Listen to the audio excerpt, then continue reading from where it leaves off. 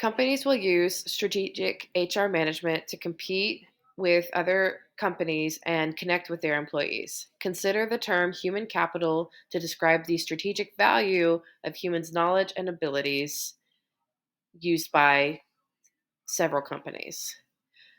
People create value. People can add value by helping reduce cost and providing something unique to customers. Through total qualities and continuous improvement, companies recruit to avoid weak links. Talent is rare.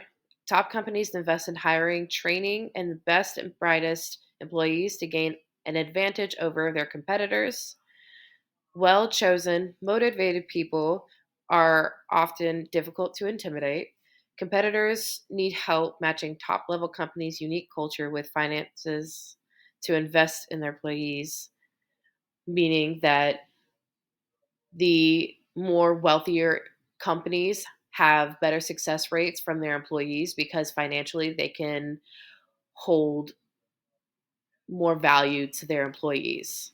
And lastly, people can be organized for success. Competitive advantage comes when people's talent rapidly works collaboratively on new assignments. So, with companies that use strategic HR management, there are three stages of HR planning. There's planning, programming, and evaluating. Amongst planning, there are two sections that are highlighted in the textbook. The first section is HR environmental scanning. Underneath that would come technology, legislation, competition, and the economy, things that are affected by what's going on around the world and around the company, outside of the company. And HR planning has a demand and forecast, and that's not talking about the weather, internal and external labor supply, and as well as job analysis. The next stage would be programming, which is included under recruitment, selection, diversity and inclusion, training and development, performance appraisal, reward systems, and labor relations. And lastly, the last stage of HR planning would be evaluating, which the top number thing would be results, productivity, innovation, satisfaction, turnover, absenteeism, and health. Section 2 is staffing the organization. Internal recruiting. CEO priority. The 2020 study by the Conference Board highlighted that attracting candidates was a top priority for CEOs and executives. Advantages. Familiarity. Internal recruiting benefits from existing knowledge. Employers know their employees and employees understand the organization. Employee retention. Internal candidates, when given the opportunity to advance, are more likely to stay, work harder, and succeed. Mayo Clinic example. The Mayo Clinic in Minnesota exemplifies the success of internal promotion, resulting in lower turnover compared to the industry averages. Drawbacks. Limited skill pool. Internal recruitment might lead to a limited pool of skills, resulting in a poor or costly promotions. Resistance to change. Internal recruitment policies might inhibit organizational change by restricting the introduction of external candidates. Internal recruiting methods. Purpose and function.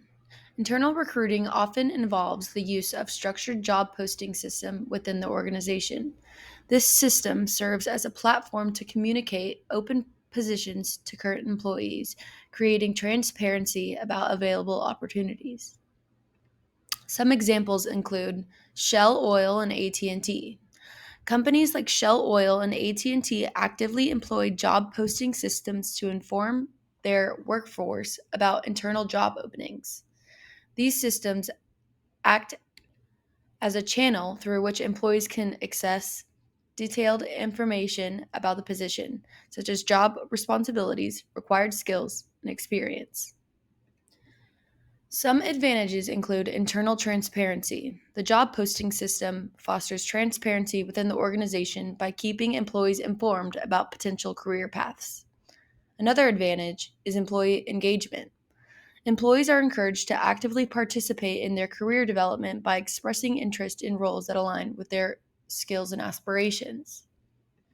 The overall impact of internal recruiting methods are the use of job posting systems as part of internal recruiting contributes to a structured and organized approach to talent management within the community. It aligns with the notion of providing equal opportunities for career growth to existing employees while addressing the organization's immediate staffing needs. External recruiting benefits. Innovation. External recruiting injects fresh perspectives and ideas, fostering innovation. Diverse sources.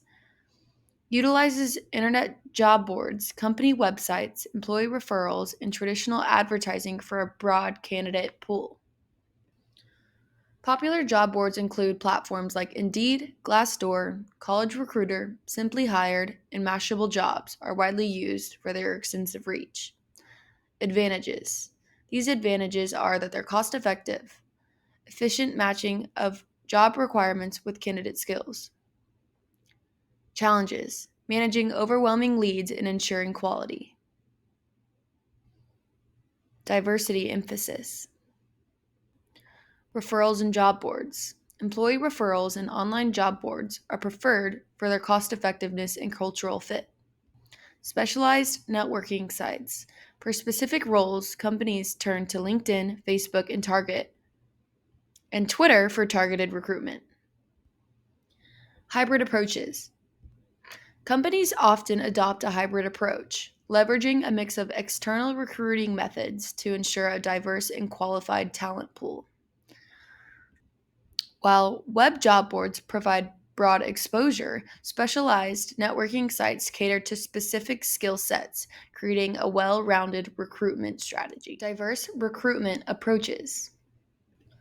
Some diversity initiatives include Accenture's referral bonus system. This encouraged employee referrals for women and minorities, aligning with a 59% female workforce goal by 2025.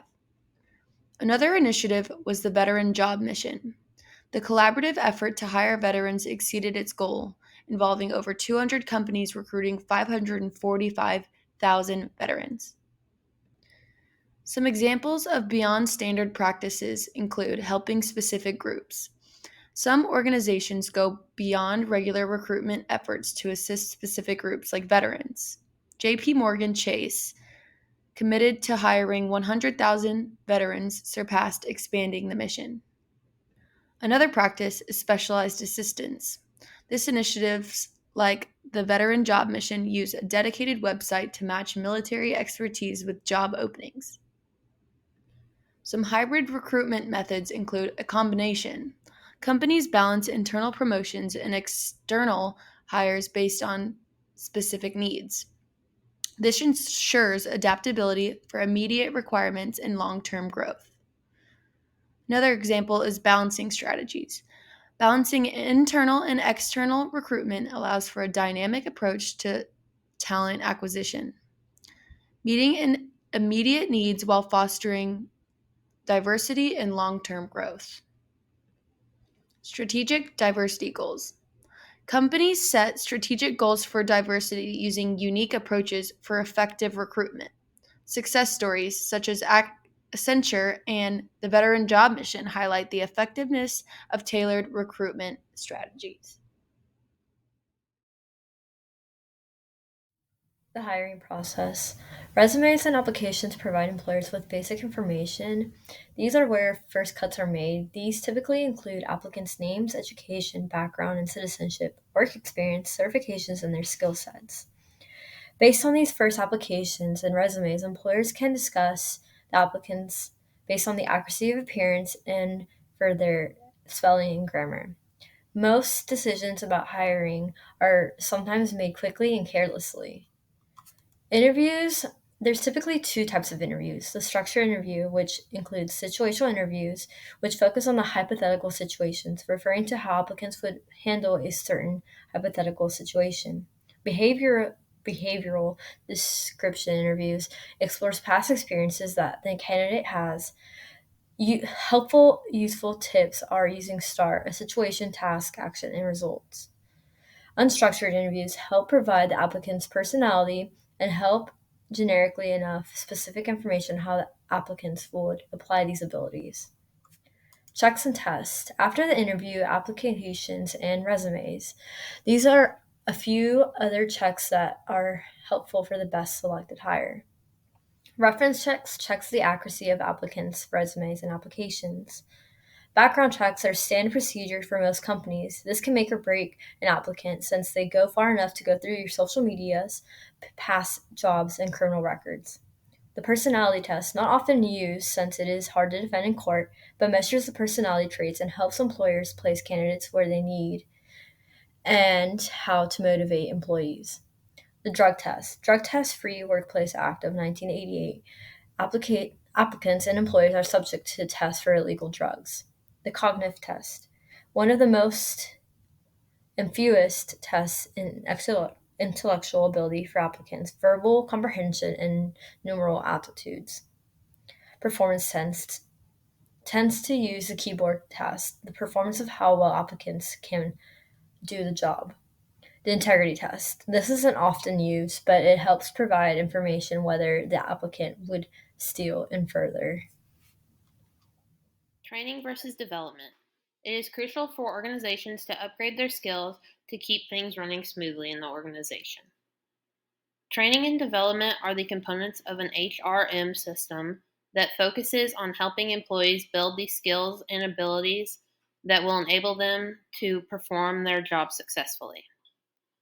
The definition of training is teaching of lower level employees to bring them to higher levels, thus eventually letting them advance to different positions. While development is teaching of established employees, such as managers, to extend their skills to improve their ability to do their job. Phases of training. There's 4 different phases of training, and in phase 1, the objective is to identify the areas that need training within the organization. Phase 2 is to design programs to implement training and development strategies.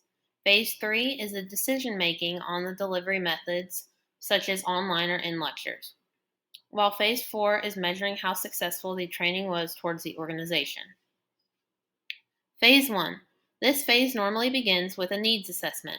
Managers do this to identify jobs, people, and departments that require training. Phase 2.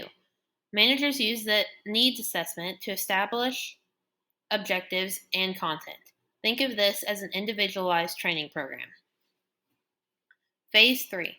This phase is the decision-making stage, specifically decisions about the delivery method. Will the training be administered via online and in person? Phase 4. Lastly, the program's effectiveness is evaluated, typically through employee reaction via survey, skills test, or performance. Management development programs.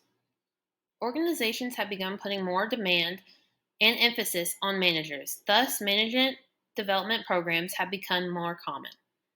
Most often seek to improve managers' people skills, the ability to delegate, motivate employees, solve problems, and communicate and inspire others to achieve the common goal of the organization. This usually happens by an upper manager or consultant shares their knowledge or experience with the manager in training. Managers will also participate in training programs that fellow employees go through, such as seminars, job rotations, and courses in order to improve supervisors' skills and prepare for future promotions. Categories of training. Companies invest in training and development programs to enhance individual performance and organizational productivity. The programs aim to improve employee communication, computer, and technical skills. Overall, there's 4 different categories of training. The first is orientation training. Main objective here is to make the employee familiar with the organization and job responsibilities to allow for a smooth transition. When done effectively, orientation training can boost morale and productivity and can lower employee turnover drastically, saving the company money in the end. Next is team training. This teaches employees how to work effectively in a team to benefit the organization. Collaboration is a must in the training, and employees usually spend most of their time in team exercises. Last is diversity training. which focuses on managing diversity related issues and implementing effective work relations. 5.1 Performance Appraisal. What is a performance appraisal? One of the most important tasks of any employer or manager are performance appraisals. A performance appraisal is an evaluation of an employee's performance in their position. Employers and managers use this tool for two main purposes. Number one, being administrative. These are for decisions on salary, promotions, demotions, and even dismissals and firings. These are also used to communicate with an employee the reasoning behind any of these decisions. The second is developmental. These are used to determine proper training needed to advance an employee's position and career, as well as provide any needed feedback or criticism. These are an effective tool if a manager decides to give an employee a greater responsibility. What to appraise? There are three main categories of an appraisal: traits, behaviors, and results. For traits, they're generally labeled from 1 to 5, where 1 being the worst and 5 being the best. These discuss the traits of an employee, such as attitude, creativity, teamwork, honesty, and other things. 2. Behaviors. These tend to use a more understandable grading system that provides better feedback. Behaviors are positive or negative things that an employee does, such as maintains constant communication, is always on time, tends to not show up to meetings, or even slats off on company time. And 3 is results. These are centered around results that can be counted, such as sales, products produced, write-ups, overall revenue generated, and other things. This data can be used to help generate schedules and objectives for employees to work towards. Who should do the appraisal? Anyone in a workplace can do an appraisal, from fellow office workers, customers, managers, and even oneself. As long as the feedback provided is in a constructive manner, an appraisal can come from anyone. Here are a few examples. For managers and supervisors, these will be your most common, as it's generally the person you report to. These will generally be over your performance and any pressing matters. For coworkers, these generally come from teams and projects you've worked with. These appraisals will talk about how well you worked with that team and how well you performed in that position. These are very useful, as it can be good to get feedback from someone you work close with but isn't your superior. As for customers, customer reviews are important, especially nowadays with the reliance on online reviews of websites and businesses. These types of appraisals can be helpful or harmful, as it can be attached to the company's image. For the self, useful to help identify goals and objectives that one may have, but these can be biased as the one providing the appraisal is the one receiving the appraisal. How do you give your employees feedback? When, how, and why you give feedback to someone is very important. You want to be honest, but also constructive. It's important to make sure to give an employee useful information on how they're doing or how to improve, but to not be negative in the way you offer criticism. A useful list of how to give feedback is as follows. Number 1. Outline an employee's performance in a constructive manner. Number 2. State expectations and standards. Number 3. Determine the cause of the problem and get input from the employee. Number 4. Discuss with the employee possible solutions. Number 5. Discuss problems and questions with solutions, then agree when you feel comfortable. Number 6. Set up a timetable for employee to improve. Number 7. Make sure to document the meeting. This step is important as it's useful later down the line if there's any problems that may arise from the discussion.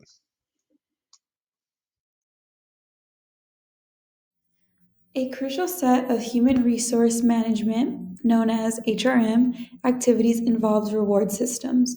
This section emphasizes monetary rewards such as pay and fringe benefits. The first one is pay decisions consider the company, position, and individual. Reward systems serve the strategic purposes of attracting, motivating, and retaining people. Beyond the body of laws governing compensation, the wage is influenced by a variety of factors. Wage mix is influenced by internal and external factors. Internal factors include the organization's compensations policy, worth of each job, each employee's relative worth, and the employer's ability to pay. External factors include conditions of the labor market, area wage rates, cost of living, collective bargaining or union negotiations, and legal requirements. There are basic decisions of an effective pay plan, and the first one is pay level. So this is the choice of whether to be a high, average, or a low paying company.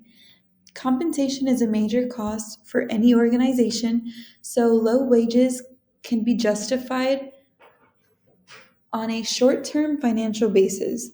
But being the high wage employer, the highest paying in the region, ensures that the company will attract many applicants. Being a wage leader is especially important during times of low employment or intense competition. The second one is pay structure. This is the choice of how to price different jobs within the organizations. Jobs that are similar in worth are grouped together into job families. A pay grade with a floor and a ceiling is established for each job family. The third one is individual pay decisions. Different pay rates for jobs of similar worth within the same family. Two criteria determine pay differences within job families, and the first one is that some individuals have more seniority than others. The second one is that some people perform better, and therefore that leads to them deserving a higher pay. Setting low pay rates may become more difficult for employers to sustain in the future, as more employees and job candidates use online resources such as Glassdoor and Indeed to check whether their pay is above or below the average for similar job titles. At the individual level, pay decisions are kept confidential. Keeping pay decisions secret may help avoid conflicts, protect individuals' privacy, and also retain people who are receiving lower than average pay. Secret pay decisions can raise unfolded suspicions about unfairness, and people may be less motivated because they don't see a connection between performance and pay. But in an economy sense, labor markets are less efficient when information is unavailable, which can reduce organizations' ability to get the best workers at optimum pay rates. Given this information, do you think this practice is wise? Would you want to know how much your coworkers earn? The next section is incentive pay encourages employees to perform. Various incentive systems have been devised to motivate employees to be more productive. Most common are individual incentive plans, and these can be highly motivating. These compare a worker's performance against an objective standard, with pay determined by the employee's performance. Examples of this include paying a salesperson extra for exceeding a sales target and awarding managers a bonus when their group meets a target. If these are effectively designed, that's how they could be motivating. It also depends on the company and how they are doing, because employees' bonuses can be a substantial percentage of base salaries. The next one is group incentive plans. The pay is based on whole group performance. This aims to give employees a sense of participation and ownership. The next one is gain sharing plans. These reward employees for increasing productivity or saving money in areas under their direct control. Examples would be if the usual waste allowance in a production line has been 5% and the company wants production employees to reduce that number, it might offer to split any savings gained with the employees. The next one is profit sharing plans. These are implemented in the division or organization as a whole, although some incentives may still be tailored to unit performance. This plan is based on a formula for allocating an annual amount to each employee if the company exceeds a specified profit target. Profit sharing plans don't reward individual performance, but they do give all the employees a stake in the company's success and motivate them to improve the company's profitability. An example of this would be Delta Airlines announced in early 2020 that it would pay 1.6 billion in profit sharing bonuses to their employees. The record payout is equivalent of receiving 2 months of extra pay. The final one is individual merit pay plans. These are used when objective performance measures are unavailable, but the company still wants to base pay on performance. Individuals' pay raises and bonuses are based on the merit rating they receive from their boss. Many organizations use this to encourage a higher performance. Not all agree on this approach, though, because individual merit pay plans can undermine teamwork and the achievement of organizational goals. Group incentives like gain sharing and profit sharing avoid these pitfalls. The next section I'll be talking about is executive pay is controversial. CEO compensation and the wide gap between executives' pay and the average employee pay is wide and controversial. In 2019, CEOs made more than 278 times the average worker's pay. People differ whether or not they approve of such high executive pay. Recent research shows an important bottom line. Bigger differences relate to stronger firm performance in the short term, but worse performance in the long run. Fastest growing part of executive compensation comes from stock grants and stock options. These options give the holder the right to purchase shares of stock at a specified price. An example of this would be if the company stock is a share, the company might award a manager the right to purchase a specific number of shares of company stock at that price. But if the price of the stock rises to $10 a share after a specified holding period, usually 3 years or more, the manager can exercise the option. They can purchase the shares from the company at $8 per share, sell the shares on the stock market for 10 and keep the difference. Companies issues options to managers to align their interests with those of the company's owners, the shareholders. If the stock price never rises above 8, the options will be worthless. The assumption is that managers will focus hard on making the company successful, leading to the rise in its stock price. Assuming that executives continue to own their stock year after year, the company and their wealth that is tied to the company's performance and their incentive to work hard for the company should continually increase. However, critics say that excessive use of options encourages executives to focus on short term results to drive up their stock price to the expense of the firm's long run competitiveness. Plunging stock markets highlight another problem with stock options. Many options become essentially worthless, so they felt to reward their employees. In the future, employees may become weary of accepting stock options in lieu of less riskier forms of pay. Typical employers pay 31% of payroll costs in benefits for their employees. With the rise of costs in medical care, benefits costs have also risen faster than wages and salaries, and many employers offer benefits that aren't required by law, like pension plans and medical and hospital insurance, but these plans are forever changing.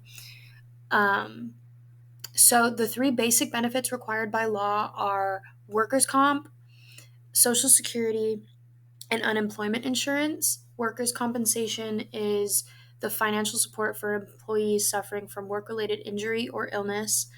Social Security is the support to retirees as stated in the Social Security Act of 1935. And unemployment insurance is the support given to employees laid off for reasons outside of their control. Pay and benefits must meet legal requirements.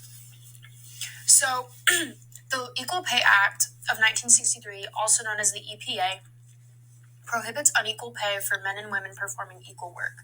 Now, equal work is defined as jobs that require equal skill, effort, and responsibility and are performed under similar working conditions. There are exceptions to the EPA, however, and those are difference in pay due to seniority, merit, and incentive systems based on the quantity and or quality of the production. The Employee Retirement Income Security Act, or ERISA, of 1974 protects private pension programs from mismanagement. So this means that retirement benefits must be paid to those who earn a right to job benefits and ensures retirement benefits for employees whose company goes bankrupt or otherwise can't meet their pension plans. The Pregnancy Discrimination Act of 1978 states that pregnancy is in fact a disability and does qualify a woman to receive the same benefits that she would whether she was pregnant or had a disability or not. OSHA, also known as the Occupational Safety and Health Act of 1970,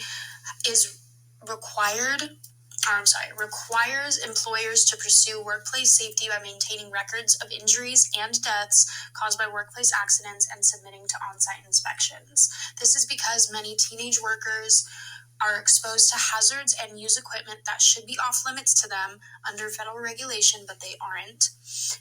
And teens who are the ages of 15 to 19 are twice as likely to get injured as employees who are at least 24 years old. And here's some general information for you. In 2018, there were 5,250 work-related fatalities, which was an increase of 2% since the prior year, 2017.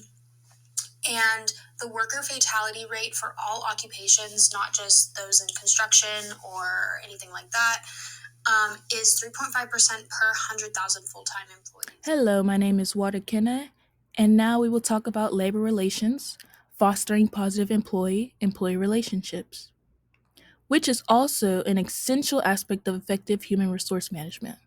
We will explore the significance of cultivating positive relationships between employees and employers and how it contributes to organizational success and employee satisfaction. So let's start with understanding labor relations. Labor relations refers to the interactions and relationships between employers and employees in the workplace. It involves understanding the rights, responsibilities, and interests of both parties.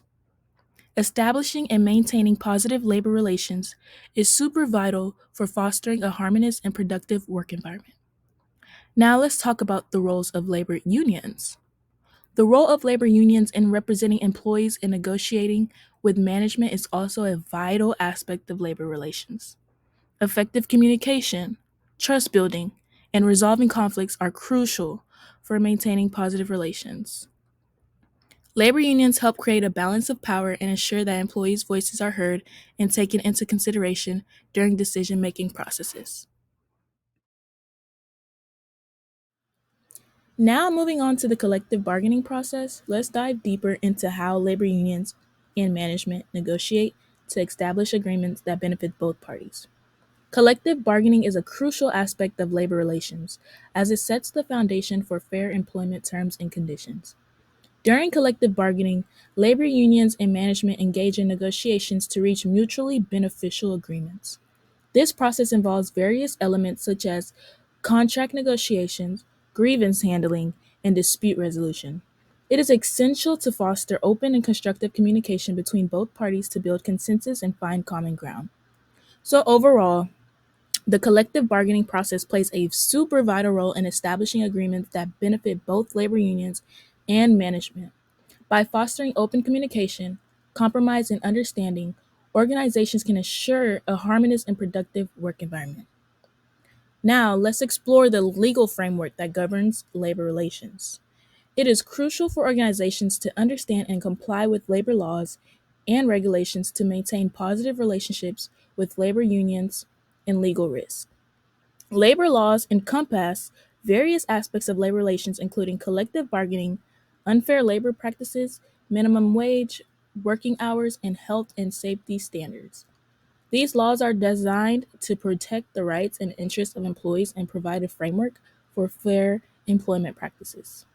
So, in summary, to legal framework, understanding and adhering to the legal framework governing labor relations is vital for organizations. Compliance with labor laws help with legal risk, maintain positive relationships with labor unions, and ensure fair employment practices. Next, we have the interactive activity, which involves scenario discussions.